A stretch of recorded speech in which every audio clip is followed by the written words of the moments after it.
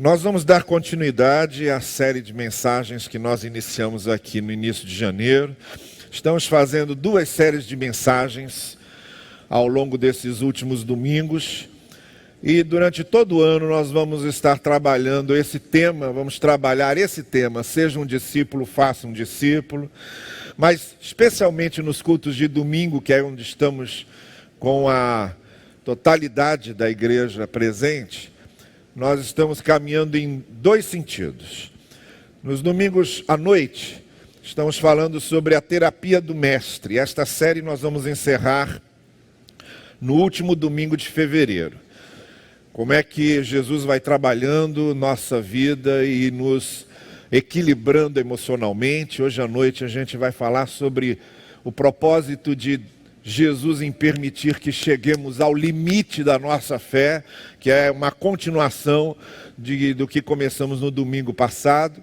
E pela manhã nós estamos vendo as bem-aventuranças como a descrição do perfil do discípulo. Cada bem-aventurança daquela como uma marca característica daquele que segue a Jesus, daquele que está sendo trabalhado pelo Mestre no seu andar, no seu caminhar contínuo ao lado dele.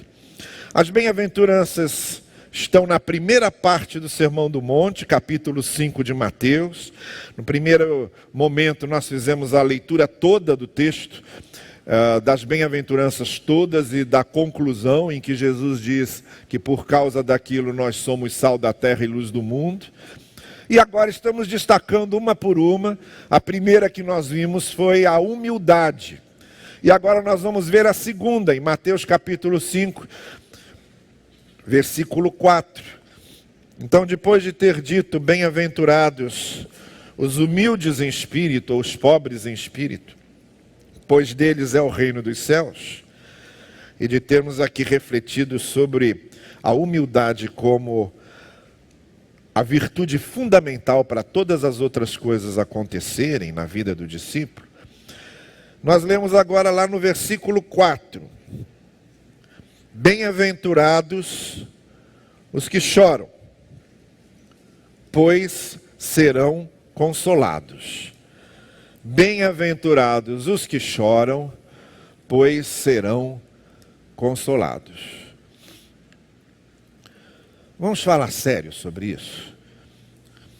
Vamos tentar falar o que o texto está dizendo e não ficar inventando mirabolices que não tem nada a ver com o propósito original do texto. Porque o consolo de Deus não é uma virtude. Estaria despropositado aqui se a gente dissesse que precisamos ser humildes, que a humildade é uma virtude. Mas e isso agora? Quem chora está tendo alguma virtude? Quem chora é virtuoso? A virtude está em chorar? E aí Deus vem e consola? Mas é essa leitura que na maioria das vezes as pessoas têm feito. Essa leitura de que são felizes aqueles que sofrem, ou que estão passando por um momento de provação, de tribulação. Por quê? Porque aí Deus vai ficar confortando, Deus vai consolar, Deus vai enxugar a lágrima. Mas deixa eu dizer uma coisa, olha aqui para mim, não é isso que está escrito aí. Tá bem? Não é isso. Essa ideia não tem nada a ver com o contexto mais próprio das bem-aventuranças. Nada a ver. Não é isso que está aí, esqueça. Esqueça. Isso aqui não está falando em conforto de Deus para quando você está em tormento, em provação. Há outros textos muito melhores do que esse que falam sobre isso, mas esse não está dizendo isso. Esse está dizendo o seguinte: a primeira bem-aventurança é humildade. Nós vimos aqui que humildade é o quê? É a capacidade de nós reconhecermos quem somos e a nossa dependência intrínseca de Deus. É a capacidade de reconhecermos que nós dependemos do Senhor. E quando a pessoa reconhece quem ela é, quando ela olha de fato sério para ela, a primeira coisa que nós, num olhar sério, profundo, sobre nós mesmos, descobrimos a respeito de nós, por mais que tentamos enfeitar o pavão, é que somos pecadores. É que nós somos uns miseráveis de uns pecadores. E aí choramos. É isso que a bem-aventurança está dizendo. Bem-aventurados os que têm a capacidade de se arrependerem, de chorarem de arrependimento, que quando percebem o que são, quando percebem o que fazem, quando percebem o que pensam, quando percebem aquelas coisas todas que cultivam em suas mentes, quando sabem o que sentem, esses se quebrantam, reconhecem que são pecadores, choram de arrependimento. E só os que choram de arrependimento é que são confortados pelo Senhor, porque só os que choram verdadeiramente de arrependimento podem ser perdoados. Aí você vai dizer, puxa vida, mas era tão mais agradável a outra ideia. E a gente vai sofrendo e Deus vai confortando. A gente vai chorando e Deus vai enxugando a lágrima. A gente aprende o outro lado e gosta mais do outro lado. Porque tudo que tem a ver conosco, para nossa comodidade, nos faz um enorme bem. Então é muito mais confortável eu imaginar que o texto está falando de que se eu sofrer ou passar a tribulação, Deus vai me confortar. Como eu disse, há outros textos que dizem isso com mais propriedade. Esse aqui não. Mas como nós gostamos da ideia de estarmos no centro do universo e Deus ao nosso lado nos tratando como uma babá, é claro que essa ideia é muito mais atraente para a gente. Mas não é isso. Isso está num contexto ético, de andar, de conduta, de comportamento. E mais imediatamente, no contexto em que Jesus começa a dizer o seguinte: bem-aventurados os humildes, aqueles que reconhecem o que são. E aí, quando reconhecem o que são, eles choram. Porque eles sabem o que são. E choram. Arrependidos, contritos, quebrantados. E aí quando choram arrependidos, contritos e quebrantados, diante de um coração, como diz Davi no Salmo 51, depois do pecado que havia cometido, Davi antecipa essa bem-aventurança, quando ele diz no Salmo 51, Deus não quer sacrifícios, Deus quer corações contritos e quebrantados. Ele antecipa o Salmo, a bem-aventurança no Salmo 51. Ele diz, olha, o choro que é confortado por Deus mesmo é o choro do arrependimento. E aí eu gostaria de falar hoje sobre isso.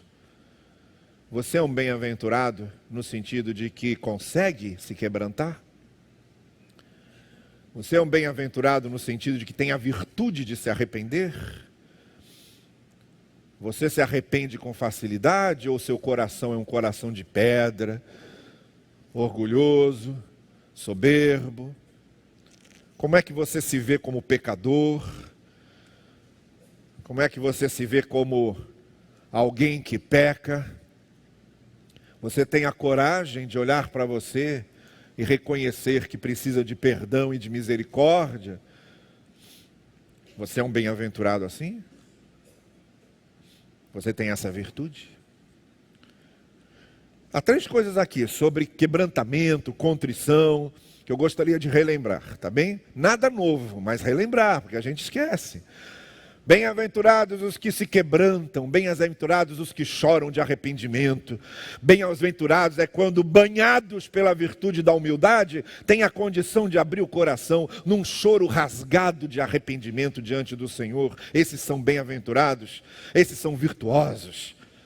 Há virtude em se quebrantar, há virtude em reconhecer erro, virtude.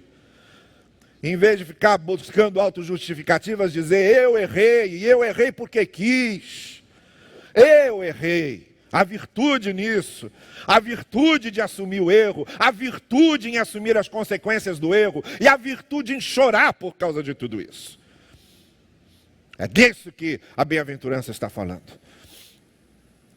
E há 3 coisas simples que o evangelho todo fica lembrando sobre o choro do arrependimento e da contrição, que eu só vou relembrar agora, mas vocês já estão velhos, cansados, carecas, de saber, alguns até mais carecas que outros, de saber isso. Há muito tempo que a gente está ouvindo isso.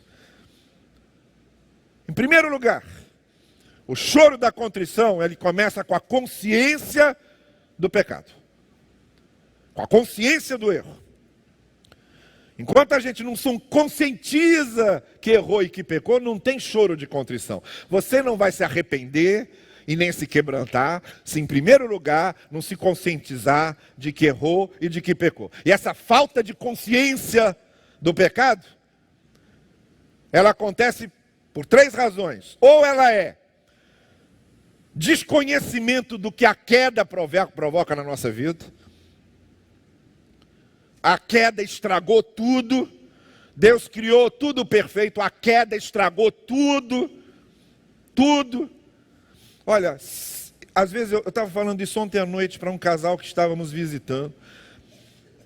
E eu estava dizendo, olha, se eu fosse um ateu empedernido, um ateuzão mesmo desses, uma coisa eu ia ter que reconhecer, aliás 2, eu ia ter que reconhecer, por mais ateu que eu fosse. Primeiro, a melhor explicação para a origem da vida e do universo é a da criação. Isso eu ia ter que entender. Mesmo que eu não aceitasse, que eu não cresça. Porque para mim, o ateu que diz que tudo surgiu espontaneamente, num acaso espontâneo, tem uma fé muito maior do que a minha. Tem que crer com muito mais boa vontade do que eu. Escapa todas as lógicas possíveis. A ideia de que as coisas foram acontecendo numa espontaneidade ocasional, universal. Para mim tem que ter muita fé para dizer uma coisa dessa. Então se eu fosse um ateu empedernido, eu ia ter que, eu não sei, eu não creio, não acredito em Deus, não acredito em nada disso. Mas uma coisa eu tenho que admitir, a explicação da criação é a mais lógica de tudo que o pessoal tem tido explicado por aí. A segunda coisa que eu ia ter que admitir é que a explicação da queda é a mais lógica para explicar essa bagunça toda que o ser humano faz com a própria vida e com o mundo.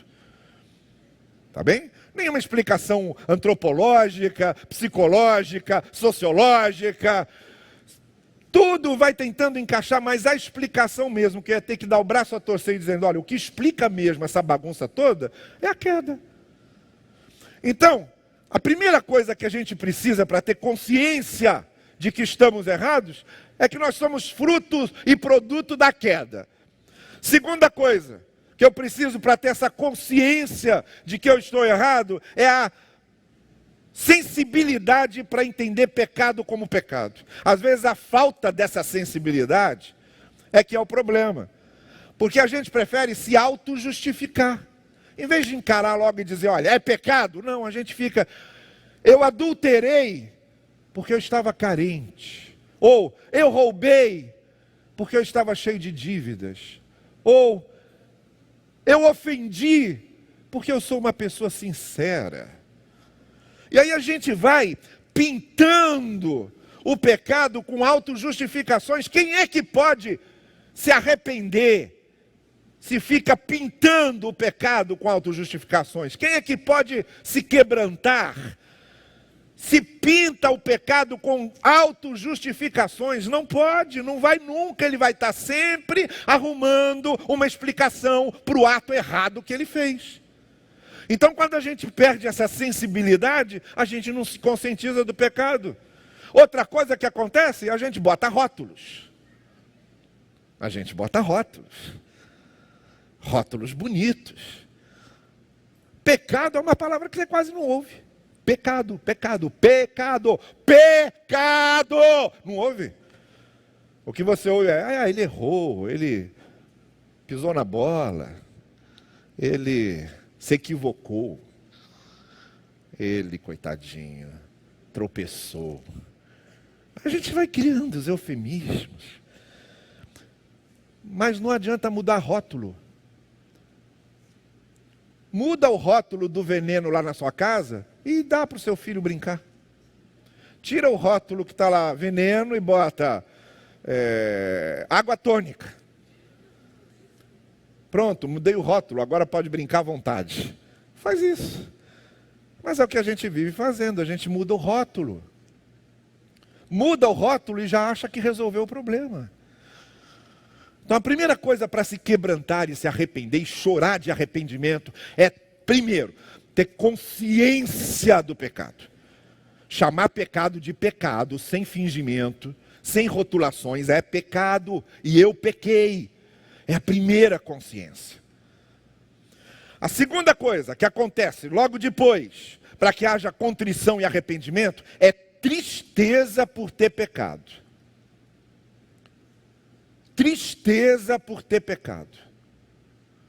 Tristeza profunda, sofrida, arraigada, insuportável.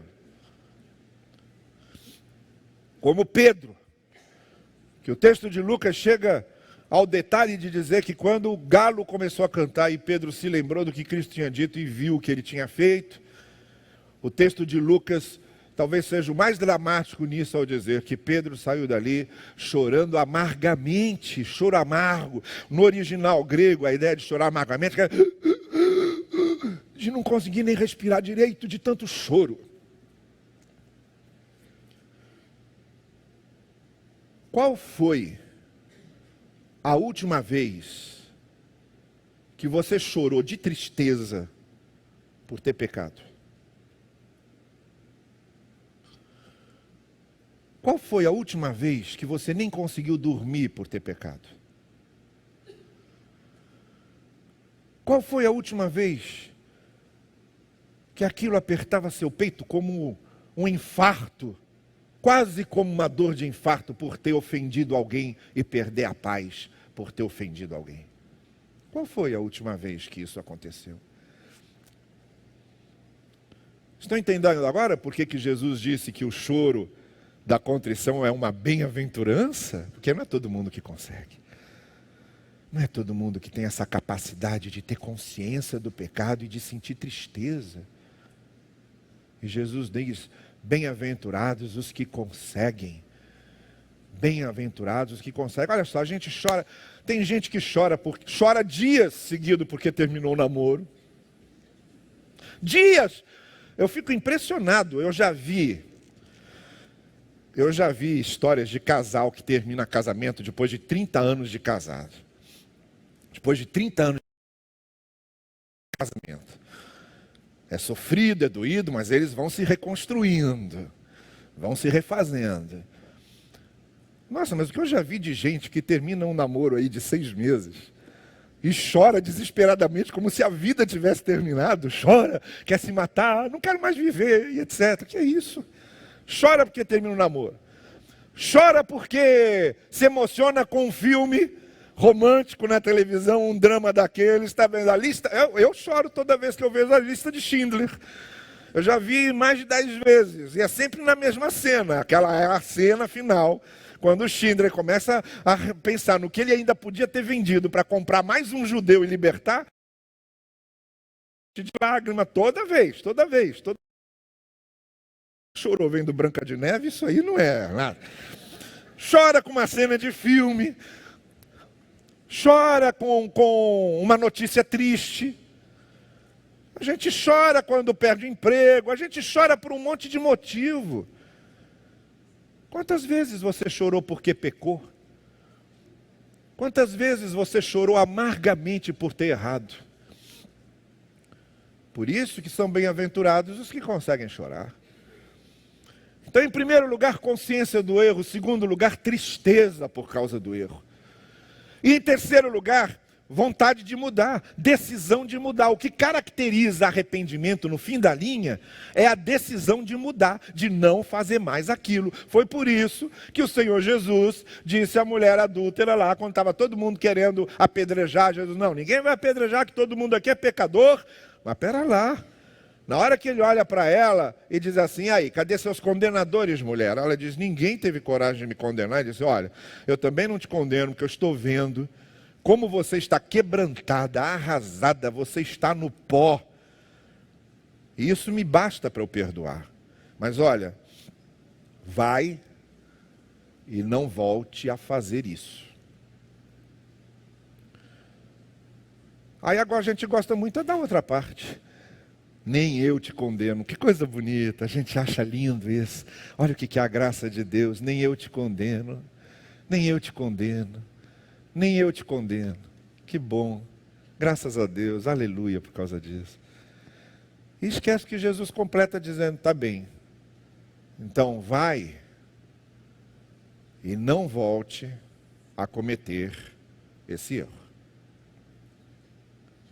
Ou o que ele disse para o paralítico. Quando disse, pode não pecar, e cuidado, hein? Porque pode acontecer coisa muito pior do que isso se você continuar pecando. Essas palavras de Jesus a gente joga no fundo falso da gaveta do coração e esquece. Mas está lá. Porque para Deus não existe arrependimento se tiver só consciência de culpa e tristeza. Não é arrependimento, é remorso. Foi o que Judas sentiu. Judas sentiu um remorso doido. Estava tão triste, tão acabado, tão arrasado pelo que ele tinha feito, que ele se matou. Foi e se enforcou. Por quê? Parou na tristeza. Parou na tristeza. Mas tem um passo além da tristeza, que é a decisão de não voltar a fazer, que é a decisão de não fazer mais, que é a decisão de mudar de vida, que é a decisão de mudar de caminho, que é a decisão de mudar de conduta, que é a decisão de mudar de comportamento. Aí é arrependimento de verdade. Porque se eu me entristeço pelo erro que cometi e continuo cometendo o mesmo erro, o máximo que eu tive foi uma crise de remorso. O máximo que eu tive foi uma crise de culpa. O máximo que eu tive foi um destempero emocional. Mas não tem nada a ver com arrependimento. Porque o arrependimento se completa quando a gente levanta do coração contrito, quando a gente levanta do choro, quando a gente levanta do coração quebrantado e diz, de agora em diante as coisas serão diferentes. Vou cometer outros erros porque eu sou falho, mas esse... Comigo não, violão. Ninguém me pega mais nessa. Esse já está resolvido. E aí, o mesmo Davi, que no Salmo 51 disse que Deus não quer sacrifícios, não quer cultos apenas, não quer hinos apenas, não quer liturgias apenas, Deus quer corações quebrantados e contritos. É o mesmo Davi que no Salmo 32, começa o Salmo 32 dizendo... Bem-aventurado, é a palavra que ele usa, bem-aventurado aquele que foi perdoado pelo Senhor. A mesma coisa. Bem-aventurados os que choram, porque eles serão consolados, sabe? Quando a gente admite que o que a gente está fazendo é pecado, quando a gente tem a coragem de tirar os rótulos, quando a gente não se esconde atrás das autojustificativas nem de ninguém, quando a gente deixa de culpar os outros e tem a coragem de olhar para os nossos erros e dizer, eu que fiz, eu que desejei, eu que provoquei, eu que causei. Quando em seguida, consciente de que aquilo é um pecado, a gente se arrepende e chora, o coração contrito, quebrantado, numa tristeza imensa por ter feito aquela coisa. E finalmente, quando a gente se levanta do choro, decidido a mudar, aí o Senhor nos perdoa. E Ele diz, meu filho, pare de chorar. Você já se arrependeu? O processo da contrição e do quebrantamento já aconteceu no seu coração. Você tem o meu perdão. E como diz Miqueias, o profeta, numa época em que não havia submarino nem sondas marítimas, eu lanço o pecado de vocês no fundo do mar. nas profundezas do mar, e já não me lembro mais deles. Eu já não me lembro mais, diz o Senhor, dos pecados de quem conseguiu chorar, de quem conseguiu se arrepender, de quem conseguiu se quebrantar. Bem-aventurados os que são humildes em espírito, reconhecendo quem são. E bem-aventurados os que choram por saber que são assim, porque serão perdoados e consolados pelo Senhor. Bem-aventurança da graça do Senhor. Graças a Deus por isso. Que o Senhor nos ajude a nos quebrantarmos sempre diante dele.